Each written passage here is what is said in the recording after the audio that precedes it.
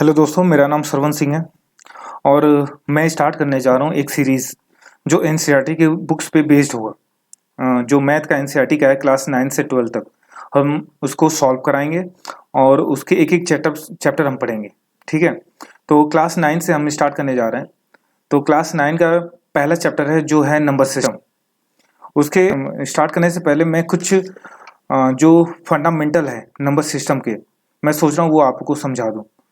तो मैं इस वीडियो में हम समझेंगे कि क्लासिफिकेशन ऑफ नंबर्स। ठीक है, नंबर को कितने भागों में बांटा गया है और रियल नंबर कौन से होते हैं। ठीक है, उनके रियल नंबर की क्लासिफिकेशन कितने हैं, रियल नंबर कितने प्रकार के होते हैं, इन सब के बारे में जानेंगे।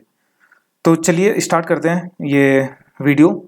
तो पहले हम देखेंगे नंबर्स के बारे में हम जानेंगे। ठीक है, नंबर्स कितने प्रकार के होते हैं। चलो तो फिर नंबर से स्टार्ट करते हैं, नंबर की क्लासिफिकेशन देखते हैं। ठीक है, तो नंबर कितने प्रकार के होते हैं पहले ये देखते हैं। नंबर्स, ठीक है, नंबर देखिए मैं बताऊं तो नंबर दो प्रकार के होते हैं। कौन कौन से? एक होता है इमेजिनरी नंबर,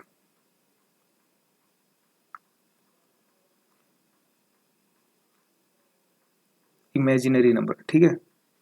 एक होता है रियल नंबर। देखिए इमेजिनरी नंबर तो सिलेबस में आपके है नहीं, हमको पढ़ना है रियल नंबर के बारे में। फिर भी इमेजिनरी नंबर किसे कहते हैं? जैसे अगर आई इमेजिनरी नंबर है तो इसका स्क्वायर होगा -1, ठीक है, या आई इक्वल टू होगा √-1। ये होते हैं इमेजिनरी नंबर, ठीक है, जिसके बारे में हमें पढ़ना नहीं है, हमें पढ़ना है रियल नंबर के बारे में। चलो देखते हैं रियल नंबर की क्लासिफिकेशन। तो रियल नंबर को कितने भागों में बांटते हैं हम ये देखते हैं। रियल नंबर्स,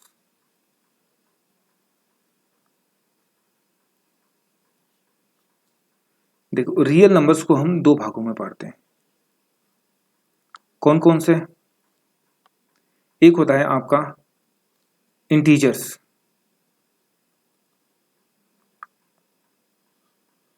जिसे हम कहते हैं पूर्णांक। एक होता है डेसिमल्स,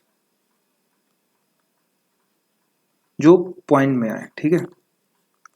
डेसिमल को हम बाद में देखेंगे, पहले इंटीजर्स को देखते हैं। ये दोनों रियल नंबर के ही भाग हैं, ठीक है, ये रियल नंबर में ही आते हैं। तो हम इंटीजर्स को पहले देख लेते हैं। तो अगर इंटीजर को मैं बताऊं तो इंटीजर को कितने भागों में बांट सकते हैं? देखो इंटीजर को हम मुख्यतः 3 भागों में बांटते हैं। अच्छा, रियल नंबर पे कौन कौन से नंबर आते हैं?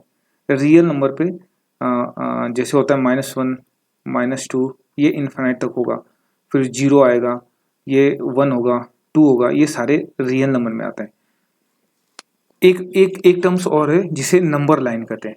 नंबर लाइन वो लाइन होता है जिसमें हम रियल नंबर को रिप्रेजेंट कर सकते हैं। जैसे ये 0, 1, 2, ये इन्फिनाइट, और ये -1, -2, ये इन्फिनाइट। ये होता है नंबर लाइन। ये लाइन जो होता है इसे कहते हैं नंबर लाइन, और इसी नंबर लाइन पे हम रियल नंबर को रिप्रेजेंट करते हैं। ठीक है, आगे समझ में। तो इंटीजर क्या होता है? इंटीजर होता है, ये होता है इंटीजर, ठीक है। ये सारे इंटीजर्स हैं, पूर्णांक है। तो इंटीजर में भी वही आएंगे, -1, -2, 0, 1, 2, ये इन्फिनाइट तक जाएगा ऐसे, ठीक है। तो अच्छा, इंटीजर्स को कितने भागों में बांटते हैं हम? इंटीजर्स को हम 3 भागों में बांटते हैं, ठीक है। एक होता है पॉजिटिव, एक होता है 0, एक होता है नेगेटिव। नेगेटिव में जैसे -1, -2, डॉट डॉट, ये सारे आएंगे। पॉजिटिव में कौन कौन से आएंगे? 1, 2, 3, ये सब आएंगे। 0 में तो 0 ही आएगा, ठीक है। तो देखिए कभी कभी हम ना नेचुरल नंबर और होल नंबर में कंफ्यूज हो जाते हैं। अभी अभी से आप कंफ्यूज नहीं होंगे। अरे ये क्या हो गया, सॉरी, थोड़ा अभी से आप कंफ्यूज नहीं होंगे। देखिए देखिए होल नंबर किसे कहते हैं? होल नंबर ये सारे नंबर होते हैं और उसमें 0 इंक्लूड होता है, उसे कहते हैं होल नंबर, ठीक है। होल नंबर क्या होता है? 0, 1, 2, ये इन्फिनाइट, सारे पॉजिटिव इंटीजर्स हैं, ठीक है। नेचुरल नंबर किसे कहते हैं? ये जो पॉजिटिव इंटीजर होता है ना, जिसमें जीरो इंक्लूड नहीं होता, उसको कहते हैं हम नेचुरल नंबर, ठीक है। आप कंफ्यूज नहीं होना, नेचुरल नंबर में जीरो इंक्लूड नहीं होता, ठीक है। इसे कहते हैं नेचुरल नंबर, जो पॉजिटिव इंटीजर होते हैं।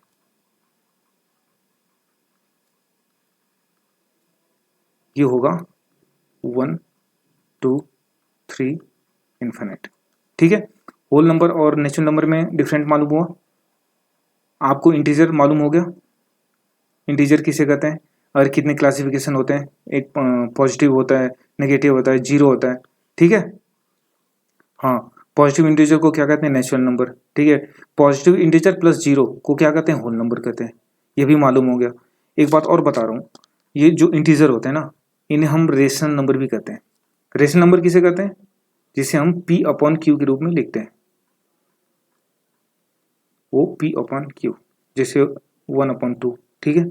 जैसे 2/1, 2/1 भी रेशनल नंबर है, ठीक है। जैसे 2 हो गया तो 2 भी रेशनल नंबर है, क्योंकि 2 को 2/1 लिख सकते हैं, ठीक है। तो सारे इंटीजर जो होते हैं ना, वो रेशनल नंबर होते हैं, ठीक है। सारे जो इंटीजर होते हैं वो रेशनल नंबर होते हैं।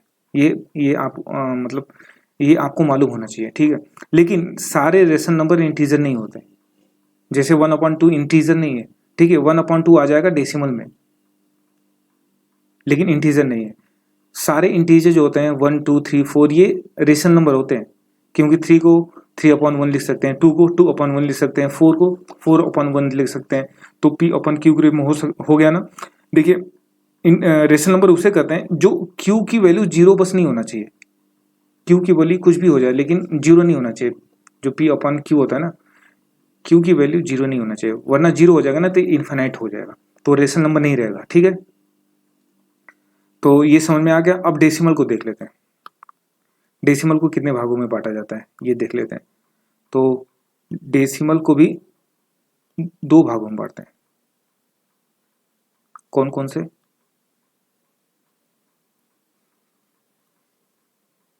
एक होता है आपका फाइनाइट, ठीक है। एक होता है इनफाइनाइट।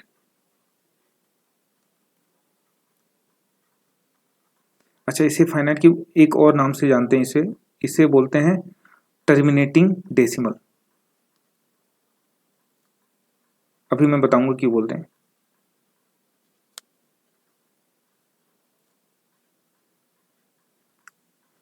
इसे कहते हैं नॉन टर्मिनेटिंग,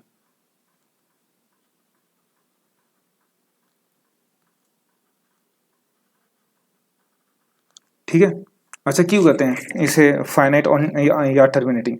क्योंकि ये एक टर्म्स तक जाके ना ये समाप्त हो जाते हैं। जैसे एग्जांपल, अब मैं लूँ एग्जांपल बताऊं, तो एग्जांपल हो गया 2/2.5, ठीक है। या आप ले लो 1.5, ठीक है। और भी एग्जांपल बहुत सारे हैं, जैसे 4/2। ये सारे जो होते हैं टर्मिनेटिंग होते हैं, ठीक है। ये एक टर्म्स तक जाके समाप्त हो जाते हैं, 1 या 2, 3, 4 ऐसे करके जाके समाप्त हो जाते हैं, इसलिए हम कहते हैं टर्मिनेटिंग, जो खत्म हो जाते हैं। अच्छा, जो टर्मिनेटिंग संख्या होती है ना, ये रेशनल नंबर भी होते हैं। ये साथ में बताते चलता हूँ। जो फाइनाइट या टर्मिनेटिंग संख्या डेसिमल होते हैं ना, वो रेशनल नंबर होते हैं।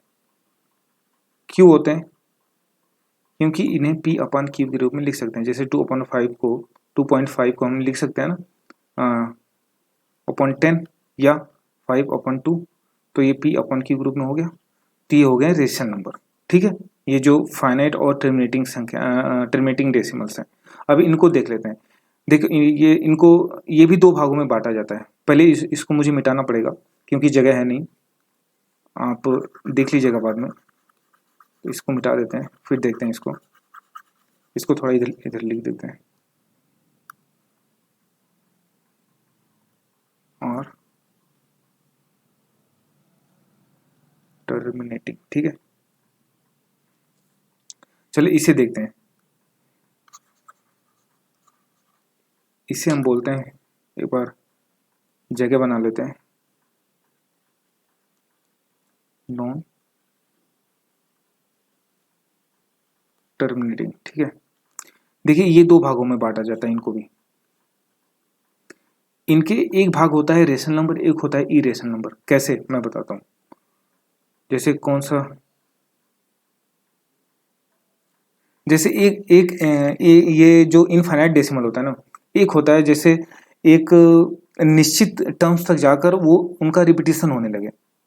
जैसे मैं बताऊं 33.3333, ये इनफाइनाइट तक जाएगा, लेकिन ये रिपीट हो रहा है, इसका रिपीटेशन हो रहा है। और एग्जांपल में अगर एग्जांपल और ले तो बहुत सारी संख्याएं, जैसे 4.44 जिसके ऊपर बार आते हैं, ये सारे जो होते हैं ना, ये होते हैं आपके इनफाइनाइट नॉन टर्मिनेटिंग, लेकिन ये इनका रिपीटेशन होने लगता है। और एक संख्या होती है जैसे पाई हो गया, ठीक है, √2 हो गया, √3 हो गया। ये जो संख्या है ये तो इनफाइनाइट तक जाती ही है, लेकिन ये इनका जो नेक्स्ट टर्म होता है ना वो रिपीट नहीं होता। ठीक है, इनकी इनकी जो संख्या है ना, कुछ निश्चित संख्या तक जाके इनका रिपीटेशन स्टार्ट हो जाता है, लेकिन इनकी जो संख्या है, ये संख्या है, इनका रिपीटेशन नहीं होता। इसलिए हम इसे बोलते हैं, जिसका देखिए इनको हम बोल सकते हैं ये है रेशनल नंबर। इन्हें हम कह सकते हैं रेशनल नंबर। क्यों? क्योंकि जैसे 3 × 3 3 3 3, ये चल, इसको मैं क्या लिख सकता हूँ, 3 × 3 बार, यही लिख सकता ना। और इसको हम चेंज कैसे करते हैं, 3 + 3 यही तो होता है, इसको इस रूप में लिखते हैं। इसको सॉल्व करेंगे तो ये P/Q के रूप में हो जाएगा। ठीक है, इसलिए हम इसे कहते हैं, इन संख्या को कहते हैं हम रेशनल नंबर। लेकिन इसे नहीं कहते हैं, क्यों? रिपीटेशन नहीं होता संख्या के, ये इनफाइनाइट तक चले जाते हैं, इसलिए हम इसे बोलते हैं इरेशनल नंबर। इन संख्याओं को इरेशनल नंबर बोलते हैं। तो पता नहीं आप लोग को समझ में आया कि नहीं, मुझे लग रहा है कि थोड़ा लेंदी हो गया, बट आप वीडियो रिपीट करके देखेंगे तो आपको समझ में आ जाएगा नंबर्स के बारे में। अगर नहीं आया होगा तो फिर मैं नेक्स्ट मतलब फिर से डाल दूंगा वीडियो, आप देख के बताइए कि कैसा लगा। सही है, अगर आपको समझ में आया तो ज़रूर लाइक करिएगा, नहीं समझ में आया तो कमेंट करिए। ठीक है, फिर मैं सही से समझाऊंगा इसको। चलिए फिर आज के लिए रहने देते हैं। कल, हाँ, नेक्स्ट मैं डालूंगा एक्सरसाइज, यही कल मैं डालूंगा एक्सरसाइज एनसीईआरटी के क्लास 9th का और नंबर सिस्टम का एक्सरसाइज फर्स्ट। ठीक है, अभी तो मैंने नंबर्स के बारे में बता दिया, उसमें इन सारे नंबर्स के बारे में बता दिया, उसमें क्वेश्चन भी है इसके लिए, इसके। चलो।